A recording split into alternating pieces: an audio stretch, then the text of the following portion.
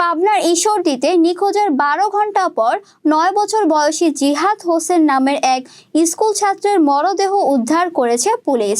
ভোর 5:30টার দিকে উপজেলার দাসুরিয়া ইউনিয়নের মুন্সিদপুর তেঁতুলতলায় পরিত্যক্ত খাদ্য গুদামে ঝোপের মধ্যে বিবস্ত্র অবস্থায় তার মরদেহ পাওয়া যায়।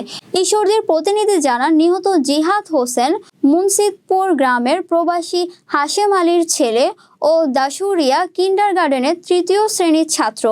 জিহাদ হোসেনের বড় ভাই মোহাম্মদ শুভ জানান, গতকাল বিকেল সহপাঠীদের সঙ্গে বৃষ্টিতে ভিজে খেলাধুলা করছিল জিহাদ। আমি তাকে বৃষ্টিতে না ভিজে বাড়ি চলে যাওয়ার কথা বলে সেখান থেকে চলে আসি।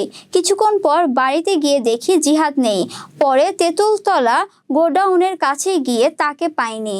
অনেক খোঁজাখুঁজির পর রাতে এলাকায় মাইকিং করা হয়। রাত 12টার দিকে তেঁতুলতলা গোডাউনের ভেতরে জিহাদের হাফ প্যান্ট ও স্যান্ডেল পাওয়া যায়। শনিবার ভোর 5টার দিকে গোডাউনের ঝোপের মধ্যে বিবস্ত্র অবস্থায় পাটিতে জড়ানো মরদেহ পাওয়া যায়।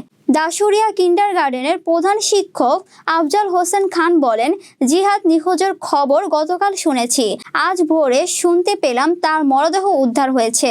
আমি জিহাদের বাড়িতে এসেছি। জিহাদ আমাদের স্কুলের 3য় শ্রেণীর ছাত্র।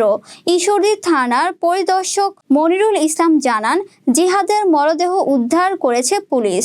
এরই মধ্যে জিজ্ঞাসাবাদের জন্য একজনকে আটক করেছেন পুলিশ।